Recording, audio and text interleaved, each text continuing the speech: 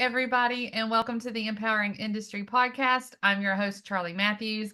I am so excited to be in the office on the mic. I've got a special guest for you today, and I'm just excited about this season. We have had so much fun going to different events, conferences, Empowering Women and EPIC, Empowering Pumps and Industry Conference, and Colorado School of Mines. It's just been so much fun. So, without further delay, let me bring on my guest, Asha. Jump on here and introduce yourself to everyone. Thanks, Charlie. So my name is Asha Budhlall. I'm a product manager with Mueller Water Products. So I focus on our leak detection solutions. Yeah. And so I'm just curious, how does one find themselves in our industry, right? Water, and then very specific on the leak detection. So what attracted you to this industry? Yeah, great question. And it's certainly a big passion of mine and has been for a number of years. So my background actually is in civil engineering. So I did that at university. And I really gravitated towards the water classes, the more environmental side. And so after that, I looked around for a few different jobs with summer programs as well as full time.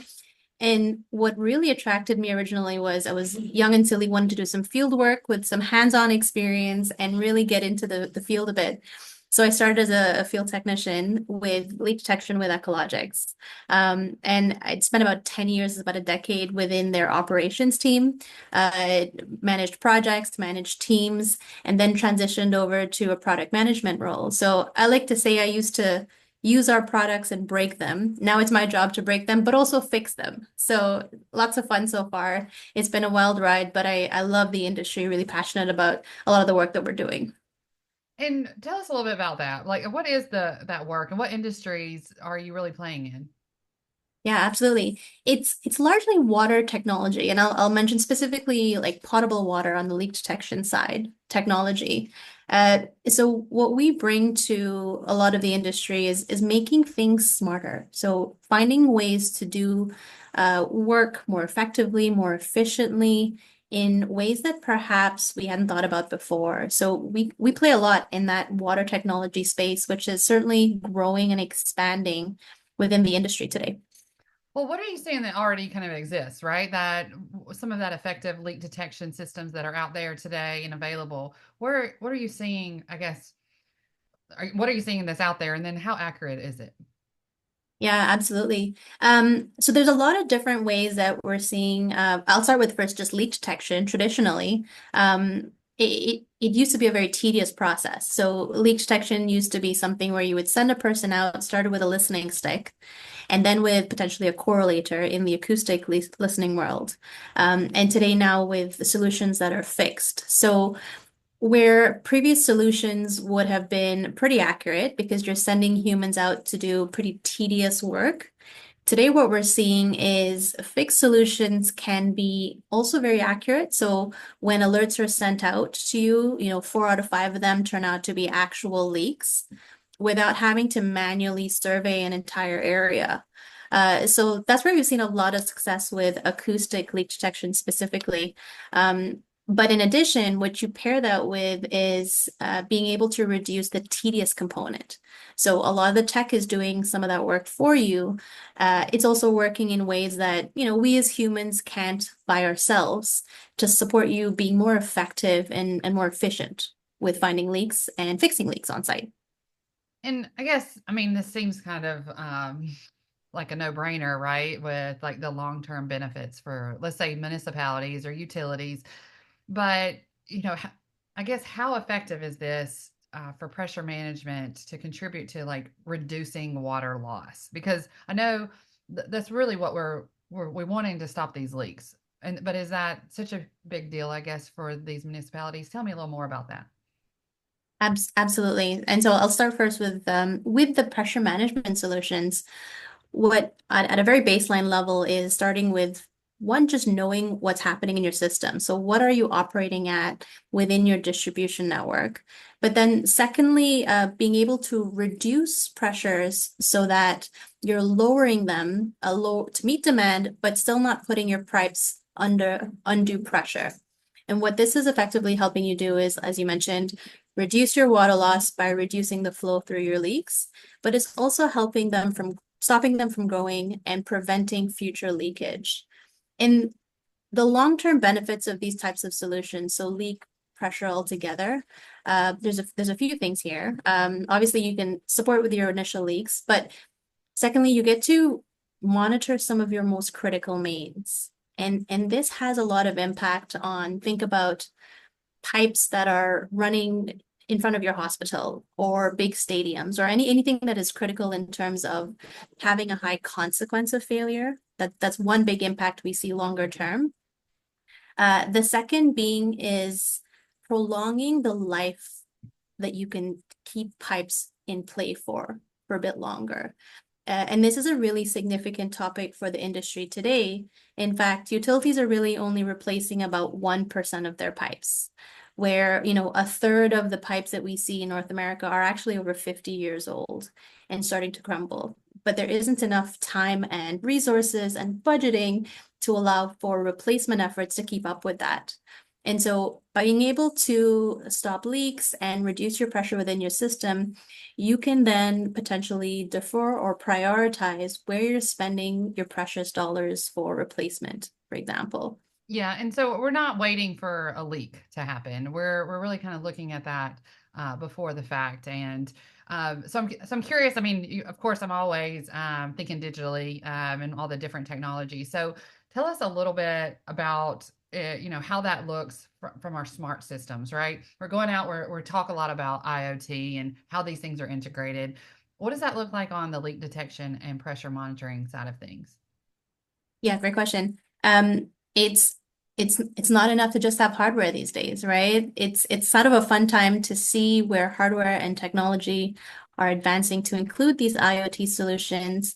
And it comes down to building capability, efficiency, and scalability. So with the addition of these solutions, you're no longer sending a human out to collect the data first and foremost. So with IoT devices, they're going to automatically share that data with you without having to send someone out to collect it, which is the first win on a lot of these. The second I mentioned would have been like scalability.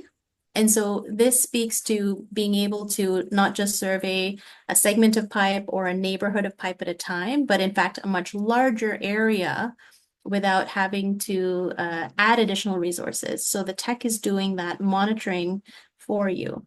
And you can very quickly scale this out to your entire system, depending on what your operational needs are.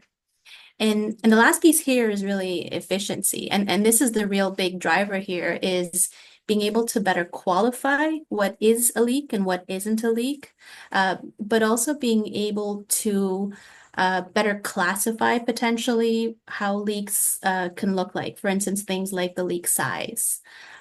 These data-driven models are really helping us with a lot of trend analysis. So you can make more informed decision as a utility instead of basing it based on gut feel or limited knowledge as it is today. So it's really helping utilities be more efficient in how they're operating their systems.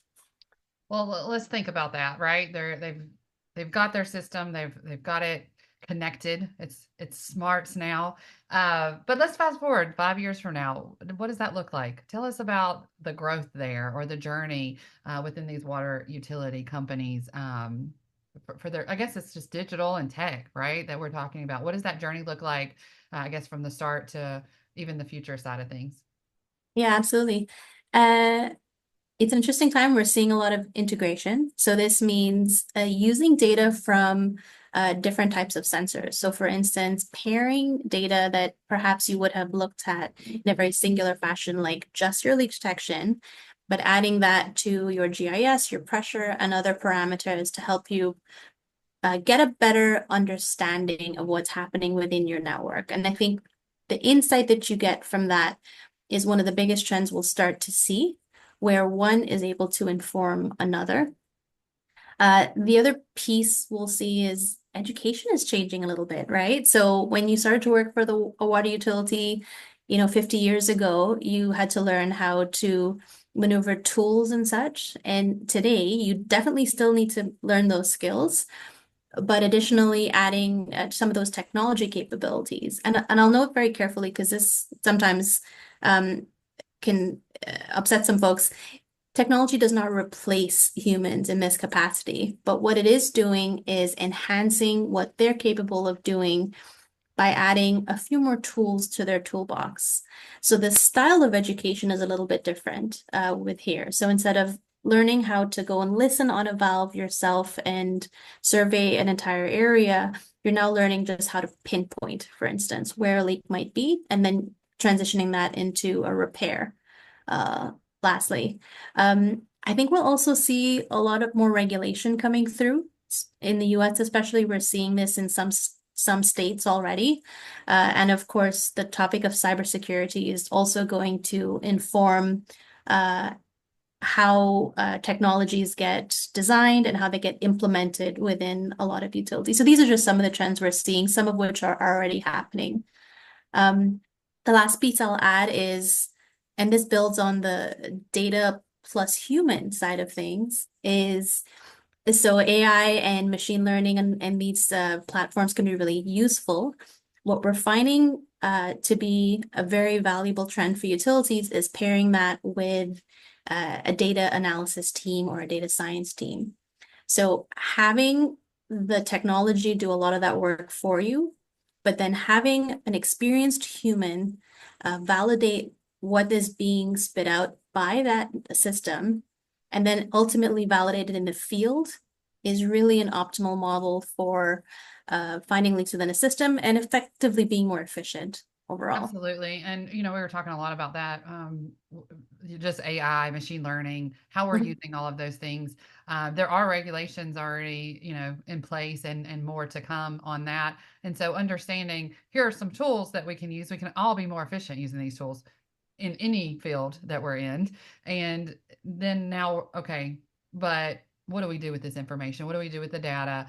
And how do we improve our systems based on that? And really that, I guess, yeah, the human side of things, right? That strategic, long-term thinking of looking at how a system works and the data that supports that. So I'm really excited about that. I love that. I was hearing that kind of in another area too this week. And so just confirmation there on the future of our work. And so, I am excited to have you in industry, having that environmental background, civil engineering background.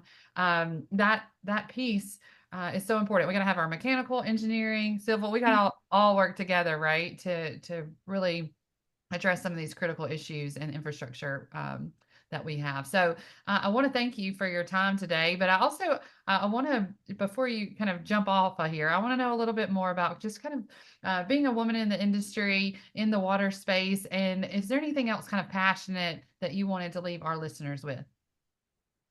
Absolutely. And what I would say is we've seen a lot of growth in the last couple of years. We were just talking about going to a WEFTEC or a water show, 5 or 10 years ago is not the same as it would be today. It's becoming less of a novelty to have women in the industry, which I think is extremely powerful. And what I would say to folks maybe getting into the industry and also just women and folks that don't see themselves everywhere as they do today is take a seat at the table and don't be afraid to share your opinion. Because one of the top things we've seen within Mueller and Ecologics in our groups is that the best solutions that we've come up with have been through conversations cross-functionally and having diverse perspectives. So when we're building technologies like, our EchoShore leak detection, our I2 pressure solutions, we are building products that are more sustainable, more resilient when we're able to capture the feedback from various stakeholders and various users. It doesn't matter your experience level. So don't be shy, share your experience. It's only going to add to the collective environment to make better solutions for the industry. Yeah, and you're great. I love working with Mueller Products. I both on empowering pumps and equipment and empowering women. So thank y'all for your support. I can't let you go though without a little bit more rapid fire. So tell me, what is your favorite book? Ooh, okay. So I'm a big Harry Potter fan. This might be a bit of a cliche. I've read all of them. I love all of them. I'll read them all again tomorrow. So huge Potterhead on this end. I love it. I love it. What about music? Music, interesting. So I really enjoy soca music. So my background is from the Caribbean. So soca tends to top the charts for me all the time. It's just really good, feel good music all the time. Very good. And what is the best advice you've ever received? Uh, this is always challenging, I'd say, because advice will change depending on where you are in different parts of your life. But I'll share something I've been trying to put into practice more recently is say yes to things that are a little bit scary. Because ultimately, whatever the outcome, you will have grown at the end of it. And that's only going to help you with your personal development, but also your skill sets that you bring to your group, your team. So say yes to things that are a little bit scary, because why not? Try them out. Absolutely. Absolutely. I love that courageous thinking. Okay, last question. As someone coming into the water industry, what advice would you give them? Yes. I I would also actually circle back to that. Don't be afraid to speak up and share your thoughts. A lot of folks will wait until they're asked to share their thoughts or opinions or how they would do something. But a lot of empowerment comes from just, asking questions politely, of course, but sharing your experience, sharing your feedback. That's the best way to learn and to grow. It also helps you validate whether you're in the same mindset as everyone else, different mindset, or how you can evolve and iterate on your own thinking to come up with better solutions and outcomes for yourself. I love that so much. Thank you so much, Asha. I love a growth mindset, but I also love that, we all have to be courageous. And I always say that's doing it scared, right? So that's how we grow. If we feel uncomfortable or we're not supposed to be here and all those limiting beliefs come in, that we're going to be found out, that means we're doing a good job. That means Do it anyway, make it till you make it, right? Yeah. we are on track if we are feeling a Here little you go. uncomfortable. So thank you so much, Asha. Everybody else share this episode. This is not going away. These are really, really great knowledge pieces in here that we need to communicate on, collaborate on for the future here in the water space. So thank you again for being here. And until next time, everybody, be empowering. Thank you, Charlie. Thank you.